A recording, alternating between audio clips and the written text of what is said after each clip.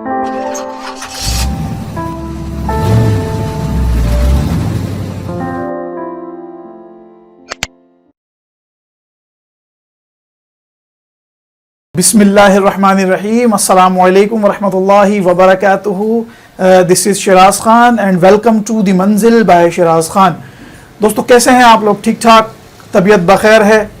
Accounting चल रही है? किस तरह की अकाउंटिंग चल रही है? आप लोग कमेंट्स बॉक्स में मुझसे सवालात कर भी रहे हैं और नहीं भी कर रहे, या तो आपको बहुत अच्छा समझ आ रहा होगा या आपको समझ ही नहीं आ रहा होगा। तो अगर आपको समझ में नहीं आ रहा है तो बिल्कुल परेशान होने की ज़रूरत नहीं है, आप मुझसे बेफिक्र होकर सवाल कर सकते हैं। आइए, रेक्टिफिकेशन ऑफ एरर्स पढ़ रहे थे, उसी की वीडियो को आगे लेके चलते हैं, वही टॉपिक अपना कंटिन्यू करते हैं। पार्ट 3 की वीडियो हम बनाने जा रहे हैं। हमने वीडियो में समझ लिया था कि जब रेक्टिफिकेशन ऑफ एरर को हम डिटेक्ट करते हैं बिफोर ट्रायल बैलेंस, यानी preparation, before preparation of trial balance. आज हम पढ़ने जा रहे हैं after the preparation of trial balance but before the preparation of final accounts. तो देखिए क्या होता है, आइए इसको समझते हैं। देखिए, after the preparation of trial balance और before the preparation of final accounts की वीडियो समझने से पहले, इस लेक्चर को समझने से पहले हमें समझना पड़ेगा वही वन साइडेड और टू साइडेड एरर्स।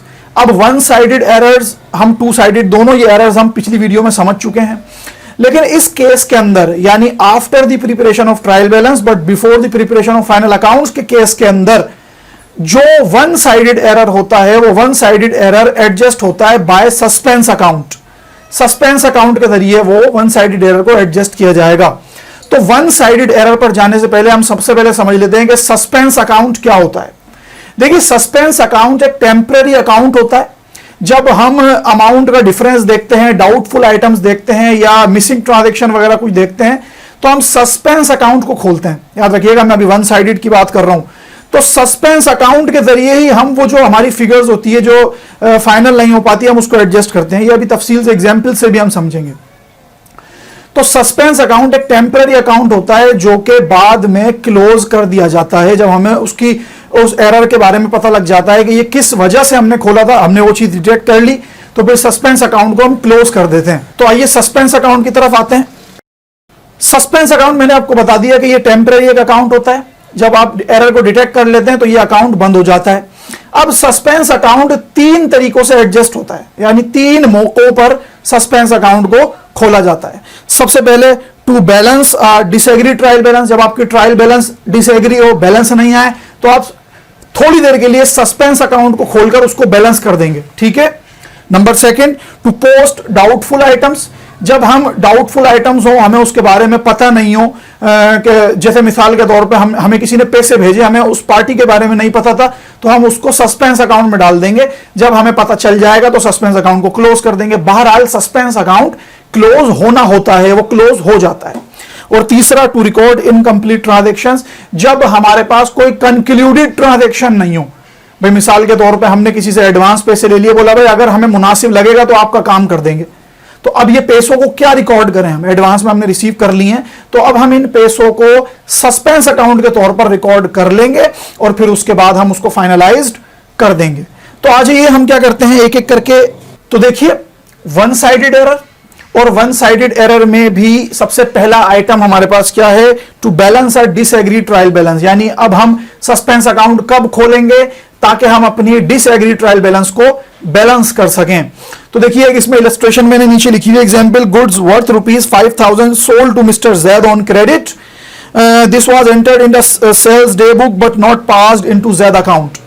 यानी हमने सामान बेचा है जैद को, हमने जैद को सामान बेचा है 5,000 रुपए का, हमने सेल्स तो रिकॉर्ड कर ली, लेकिन जैद के अकाउंट को हमने क्या करना था, भाई देखें हमने जैद को सामान बेचा था, जर्नल एंट्री क्या पास होती, सेल्स क्रेडिट, जैद का अकाउंट डेबिट। लेकिन हमने क्या कर दिया, सेल्स को तो क्रेडिट कर दिया लेकिन जैद के अकाउंट को डेबिट करना हम भूल गए। ऑब्वियसली जब हम ट्रायल बैलेंस बनाएंगे तो 5,000 रुपए का डेबिट वाले साइड पर बैलेंस हमारा कम आएगा। तो लिहाजा इस एरर को रेक्टिफाई हमने कैसे किया, आप बखूबी देख सकते हैं कि मैंने सस्पेंस अकाउंट के जरिए इसको रेक्टिफाई किया। और सस्पेंस अकाउंट के जरिए से कैसे रेक्टिफाई करा, जो डेबिट पर अमाउंट था 5,000 रुपए का, वो मैंने सस्पेंस अकाउंट करके डेबिट के ऊपर नोट कर लिया। लीजिए जनाब, आपकी ट्रायल बैलेंस यहां पर टैली हो गई।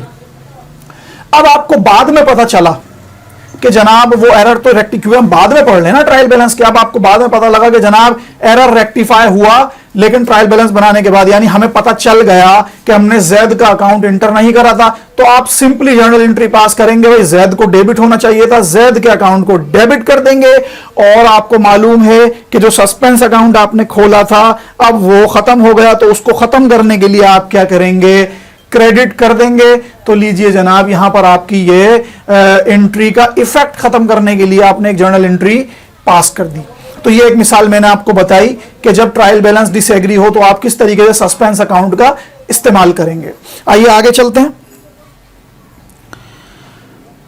वन साइडेड एरर में ही टू पोस्ट डाउटफुल आइटम्स, यानी जब आप डाउटफुल आइटम्स को पोस्ट कर दें, कंफ्यूजन हो, तो उस वक्त आप सस्पेंस अकाउंट को कैसे इस्तेमाल करेंगे, आइए देखते हैं। देखिए illustration, you may receive a remittance of ₹2000 but you may not know who was sent. आपने बाहर से पैसे किसी से रिसीव करे, रेमिटेंस आया आपके पास, भाई देखें ना, आपने सेल्स की होगी किसी को तो वो आपको पैसे भिजवाता, उसने बाहर से आपको रेमिटेंस भिजवा दिया। अब जब उसने आपको रेमिटेंस भिजवा दिया लेकिन अननोन, अभी पता नहीं चला, लेट सपोज थोड़ी देर के लिए सोचेंगे, अभी आपको पार्टी का नाम नहीं मालूम, तो आप क्या जर्नल एंट्री पास करेंगे, आपके पास कैश रिसीव हो गया और कैश रिसीव होने के बाद आप उस पार्टी का नाम क्रेडिट करते, जाहिर है आपने जब सेल्स की होगी तो डेबिट किया होगा।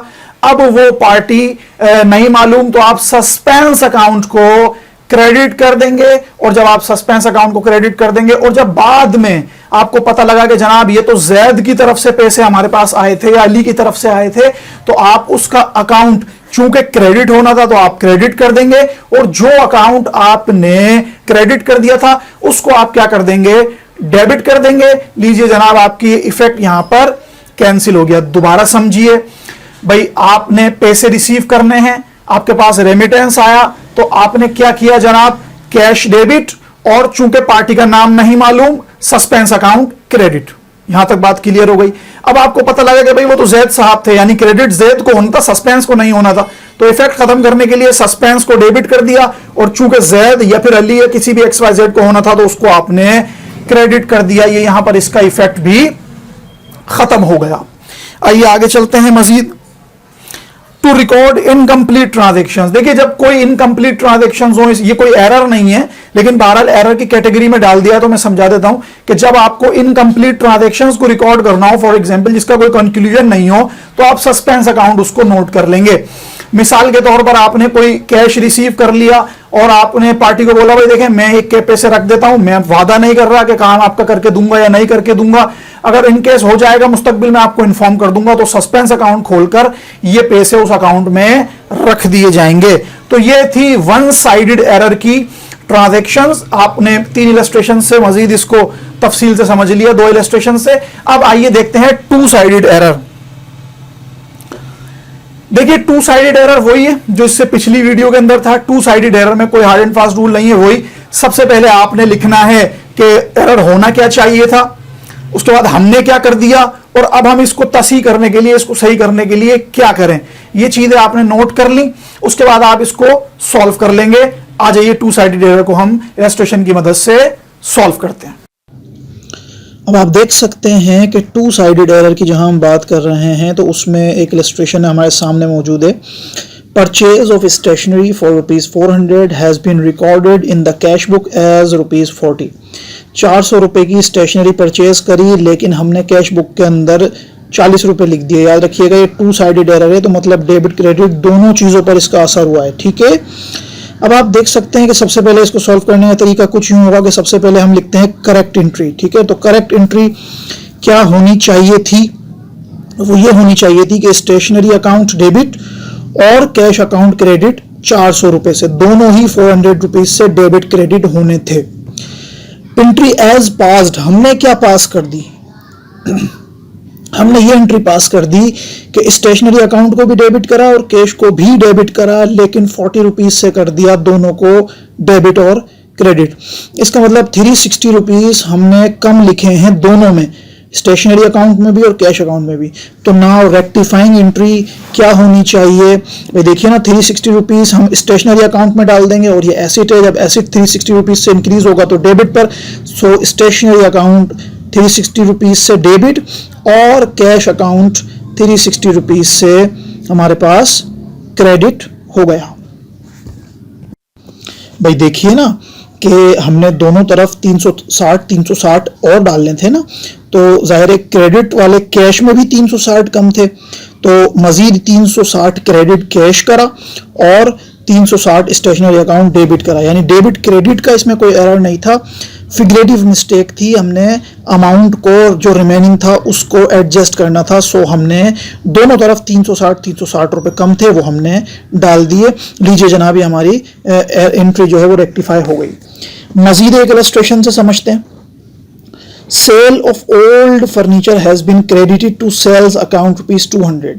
देखिए फर्नीचर को सेल किया है लेकिन हमने सेल्स के अंदर 200 रुपये लिख दिए। अब इसको समझिएगा, यानी हमने फर्नीचर बेचा है, कोई सेल्स नहीं की, हमने अपना एसेट बेचा है, तो उसूलन तो फर्नीचर क्रेडिट होना चाहिए ना। अब आप देखें क्या करा है हमने।